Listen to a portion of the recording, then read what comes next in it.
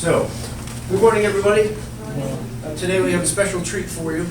We have Gail Chesson and Susan Duty. They teach English 111, and I asked them to come here to terrify you, to inform you about what to expect. And that's why I asked you to write that sentence saying what you expect. So they used that to figure out what they're going to say to you today. So please help us welcome them.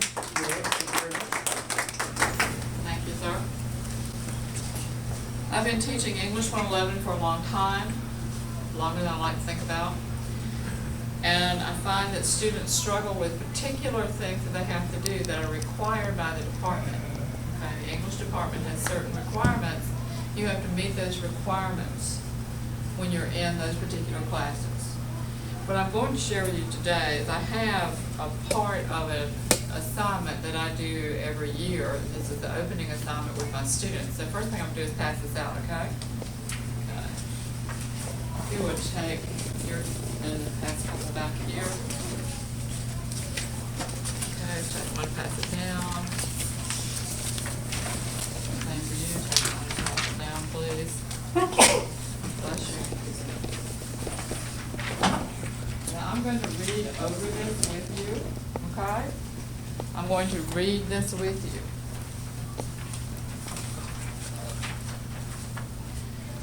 This is essay 1. This essay happens in the first 2 weeks of school. And we don't waste any time in getting started. The first 2 weeks of school. It's called a definition essay. It's a formal definition. That means students have to find the definition of a word in the dictionary. It's called a formal definition. So that's what they have to do. What we do is this is the book that I used to teach from. Not everybody uses this one. This is one that I use. I think they're changing next year. Yep. And I have 3 essays that we read in the first 2 weeks. We read 3 essays. Okay? I ask my students to define a concept. You know what a concept is? It's like the word home, or the word identity, or the word listening. Okay, those are concept words. So I ask my students to define a concept using one of the 3 essays that we read. All of the essays that we read are connected to the assignments. So they will be prepared to write what they need to write. Okay? They have to write a 250-word essay. And it's 250 words exactly. Not 251, not 249. It has to be 250 exactly. And that's a struggle, as you can imagine, but they do it. They have to have 2 elements in their paper. One is the formal definition, which it says right here. Okay, provide the meaning of the word from its formal dictionary definition. Use that definition in your paper. So you have to put a quote from the dictionary in your essay of 250 words. Then you have to quote from one of the essays, just one. You only choose one essay to work with. That's all. So you choose your essay, and you have to have a quote from that essay in your paper. Okay? Those are the requirements for that essay. 250 words. Choose a word, a concept word, that matches the essay that we have read, and write it. Define it, both concretely using a dictionary definition and abstractly using the connotation of the word in the essay. That's how you do that assignment. Now, what we do to prepare, so how do you prepare to do something like this? We read each essay in class and we discuss them, and we discuss them pretty thoroughly. I break down each essay, we break it down, we see how it's written, we see what the writer did, what techniques the writer used. We see if the writer was able to convey the meaning of the word, such as listen. Okay, how did they convey the meaning of that word in that essay? So we probably have we meet 3 times a week, we probably have 6 discussions or 7 discussions while students are preparing to write their paper. I have a writing workshop during one of those class times so that people can ask questions and I can help them with the beginnings of their essay. I do not ever pre-read someone's essay. When you write it and you turn it in, that's it. I'm not reading it ahead of time. I'm not reading it for any other reason except to grade it. If you want help with something, you have to go to the ILC or you go to the Real Center, which is the English department version of the ILC. So you go to those places to get help with the actual writing if that's what you need. But as far as I, the professor, is concerned, you write it, you turn it into me, I grade it, okay? So you don't get second reads or anything like that in my class. Some other classes you might, but I think you should be prepared when you're in 111 to write that essay. It's kind of overwhelming, isn't it? It's a lot of information and a lot of expectation. Well, for success in English 111, there are a couple of things you have to be able to do. One is to read. Well, that's silly, isn't it? Because we all can read. But actually, you have to learn to read analytically. And that is what I teach in my English 111 class. I teach people how to read analytically. By that, this is what I mean. I take an essay that we're looking at. Let's say we will probably read listening. That's one we look at. Okay? It's a short essay. It's only like 4 pages, 5 pages, 4 pages long. And I take that essay and I break it up into paragraphs. And we actually talk about the paragraphs of that essay. I don't talk about just the whole essay and what it might mean to somebody. I talk about tone. What is the tone of that essay? I talk about language. What kind of adjectives is the person who wrote this using? I talk about how this writer wanted to convey a feeling and how did that writer do that? Did they use descriptions? Did they use interviews? Were they quoting from someone? Did they use good examples? So we don't just read an essay to think how we feel about it, because I don't care how you feel about it. What I care is how you understand how the writer wrote. By breaking this down, students begin to see how something is put together. When you begin to see how an essay is put together, then you have the opportunity to understand how you put essays together. How do you write? What is your writer's voice?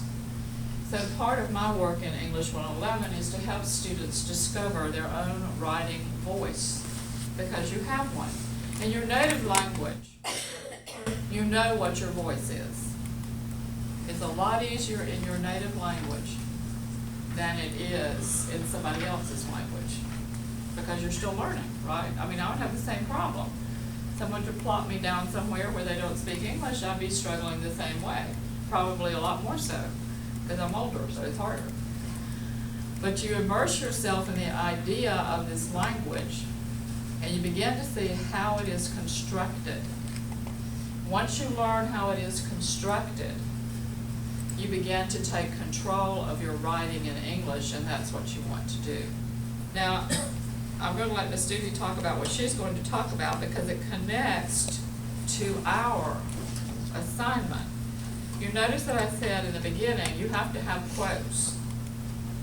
You have to have a formal definition from the dictionary, which means that's an exact quote. You also have to have a paraphrase or a quote from an essay.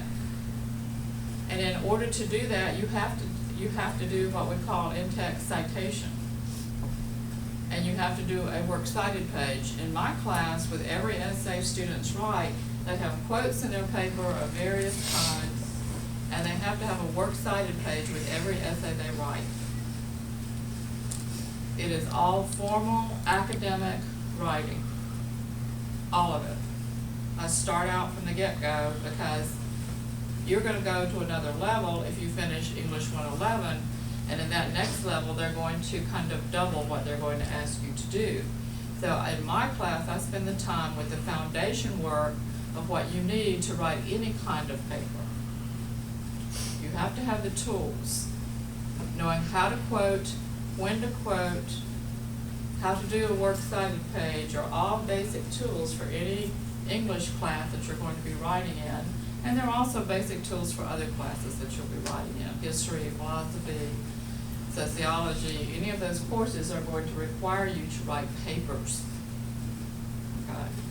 So we start you off in English 111 building that foundation so that you will have some confidence by the time you get to 112. In my class, by the end of the semester, a student spends 40 hours writing a research paper. 40 hours. That's about the average time spent on a research paper. That's not during 1 week, that is during several weeks. But the prep time, the time we spend in class discussion, the workshop time, the research time, by the time you add all those hours up, you have worked really hard. Worked really hard. But you have found a way to write these papers. But I want you to be aware of the time that it takes to write a good essay. Now I'll leave you with one more thing. My students tell me at the beginning of the semester, when I say a 250-word essay, they go, 250 words, that's so easy. And then, after they write a 250-word essay, they say to me, this was the most difficult essay I've ever written. Why is it so hard? And they'll tell me that research paper was easier than that 250 words. And I said, of course it was, because you had an exact number of words to convey a meaning. And so you cannot waste a single word. Every word is important. Every word matters. And that's how you should write all of your papers. As if every word mattered, because they do. You see, the only way we have of communicating our thoughts and our ideas is through our language.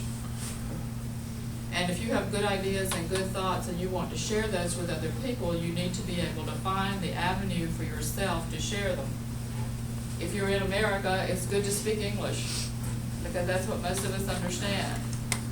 And so the more control you have of that language, the better your opportunities are to be able to communicate those things that you know. That's just the nature of the life here, okay? So, Susan? Okay, thanks, Gail. I'm going to go on and talk about, in a little more specifics, what is meant by plagiarism. Now, I'm sure Mr. Jones, if he hasn't already started talking with you about it, will be talking with you about plagiarism a lot. I'm just going to keep talking until the screen comes up. Could somebody shut off? Oh, thank you. Okay. How many of you know what plagiarism means? What does it mean? It's the taking of someone else's idea and using it as your own. It comes in many forms. By definition, plagiarism is the act of presenting the words, ideas, images, sounds, or the creative expression of others as your own. Okay?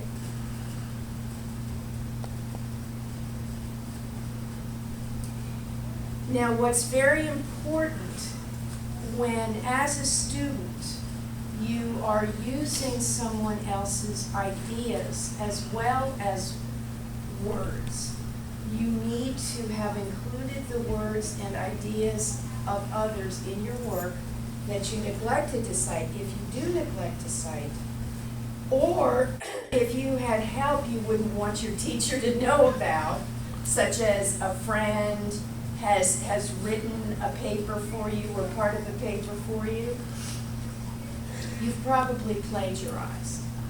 In other countries, it may not be as important as it is here. It is very important here, and it has lost people their jobs. Normally I give a longer presentation that includes some examples of people, very important people, who are historians, who are newspaper writers, who have lost their jobs, and who have gotten their newspaper into a world of trouble because they